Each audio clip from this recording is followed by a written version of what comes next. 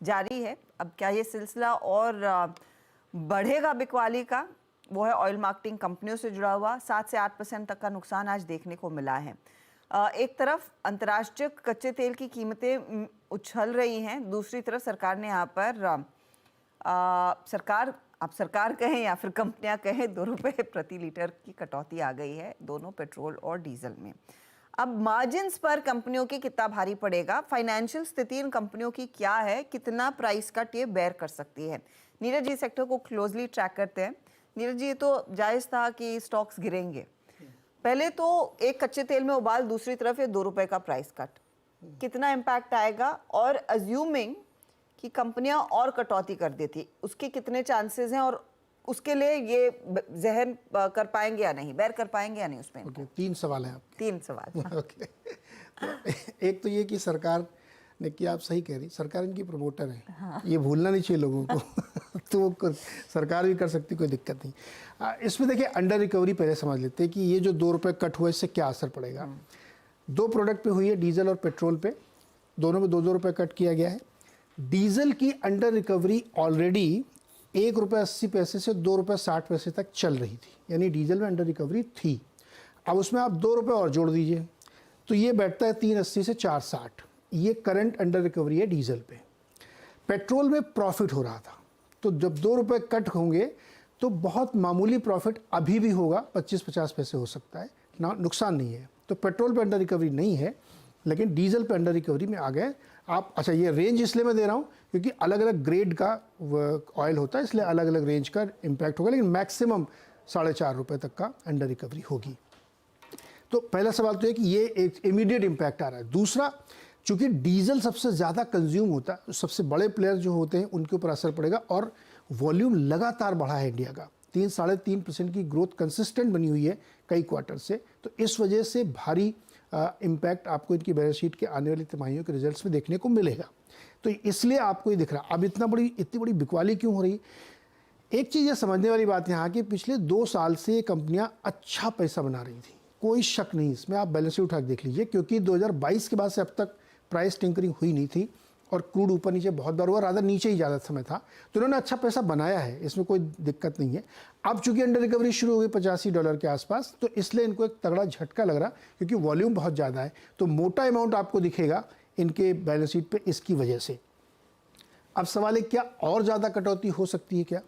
तो एक सिंपल अनुमान लगाया जा सकता है कि चुनाव का माहौल है, सरकार और कटौती कर सकती है, लेकिन नहीं करेगी। हमको अभी तक जो जानकारी मिली, हमने अभी थोड़ी देर पहले बात भी की, तो अब फर्दर किसी कटौती की उम्मीद नहीं है, आशंका नहीं है, इसलिए क्योंकि अगर ज़्यादा करेंगे तो फिर ये कंपनियां भारी नुकसान में जाएंगी और फिर वो दिक्कत शुरू हो जाएगी कि सरकार को मदद करनी पड़ सकती है। तो इसलिए सरकार अब शायद दबाव नहीं डालेगी काटने का, तो इससे ज़्यादा कटौती होगी नहीं। तो चूंकि पेट्रोल में नहीं हो रहा नुकसान और डीजल में नुकसान हो रहा, तो थोड़ा सा कंपनसेट होता हुआ आपको देखने को मिला। तीसरा, क्रूड का क्या होगा? $85 से और ऊपर जाएगा तो नो डाउट इनके मार्केटिंग मार्जिन्स और कम होंगे, नुकसान होगा। लेकिन हमने थोड़ी देर पहले बात भी की एक्सपर्ट से, तो क्रूड लगता नहीं कि यहाँ से बहुत ऊपर जाएगा, क्योंकि पॉलिटिकल कमोडिटी है। उम्मीद ये की जा रही है कि आप बहुत जल्द कुछ ही दिनों में शार्प फॉल क्रूड में देख सकते हैं। तो ये एक राहत की खबर होगी OMCs के लिए। तो मुझे नहीं लगता कि क्रूड बहुत ज़्यादा तेज़ी से यहाँ दिखाएगा, क्योंकि US में भी चुनाव है और उनको क्रूड को मैनेज करना है। तो ये तीनों आपके सवालों के जवाब हैं। यानी कि फिर आज की गिरावट यहीं पर रुक सकती है? ये रुक सकती है। अब इसमें देखिए, ब्रोकरेज रिपोर्ट एग्जैक्टली ऐसी ही बात बोल रहे हैं। CLSA केवल कह रहा है कि आपको बेचना चाहिए क्योंकि मार्केटिंग मार्जिन गिरे। उनका कहना इसलिए हो सकता है क्योंकि 70 रुपये से IOC का भाव 170 रुपये हुआ है, तो इतने ह्यूज प्रॉफिट में अगर कोई बैठे हुए हैं तो उनके लिए प्रॉफिट बुकिंग बन सकती है। लेकिन वहीं 2 रिपोर्ट है OMC, मॉर्गन स्टैनली और सिटी की, वो कह रहे हैं कि एक्यूमुलेट करना चाहिए, क्योंकि जैसे ही चुनाव खत्म होगा आप देखेंगे फिर प्राइस बढ़े। अगर 85 पे रहा तो प्राइस बढ़ना तय है, और फिर वो एक झटके में पूरी जो अंडर रिकवरी है ना, वो आई होप 2 ही बढ़ेगा, उससे ज़्यादा तो नहीं बढ़ेगा। वो 4 भी हो सकता है, क्योंकि उनको घाटा कवर करना है।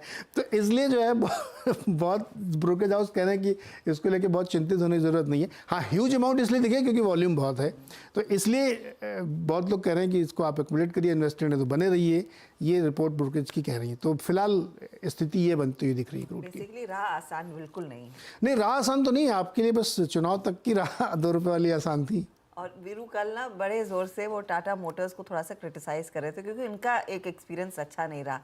वीरू एक दूसरी दफा गाड़ी ट्राई कीजिएगा क्योंकि डीजल के दाम सिर्फ दो नहीं आगे और बढ़ भी सकते हैं तो वहां पर कोई लीवे नहीं मिलने वाला है।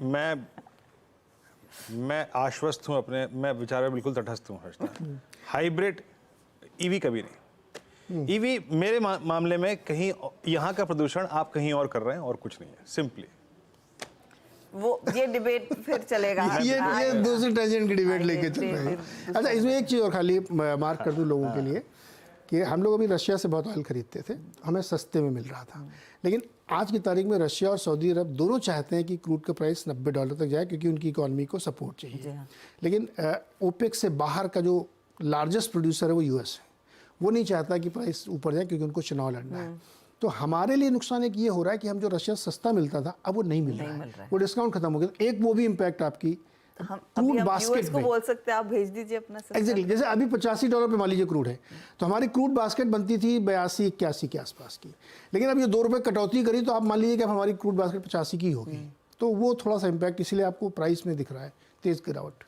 तो सवाल यही है अब चार्ट पर क्या कॉल लेना है, आज गिरावट खत्म होगी या फिर माइनस और पेन देखने को मिलेगा? बीपी, एचपी, आईओसी तीनों पर नजर डाल के बताइए। तो देखिए, ऐसा लग रहा है कि पेन अभी और बढ़ेगा, स्पेशली मैं बीपीसीएल की बात कर रहा हूँ क्योंकि 50 डे मूविंग एवरेज के नीचे स्टॉक ट्रेड करने लगा है। लोअर टॉप लोअर बॉटम्स का ट्रेंड है और आप उम्मीद कर सकते हैं कि यहाँ पर 525 तक के स्तर देखने को मिल सकते हैं। तो मेरे ख्याल से तो अभी भी खरीदारी करने के मौके नहीं है। और एचपीसीएल में भी ध्यान रखिए, यहाँ पर भी एक फ्रेश ब्रेकडाउन है जिसके टारगेट 425 के आते हैं। तो कभी कोई उछाल मिले तो अपनी लॉन्ग पोजीशन से निकलना है, अभी अग्रेसिव होके इस गिरावट में खरीदारी ना करें। जैम चार्ट तो खैर बिगड़ गए हैं, इसमें दो राय नहीं है। बीपीसीएल को लेके आइए, आप आपकी स्क्रीन पे एचपीसीएल को लेके आइए।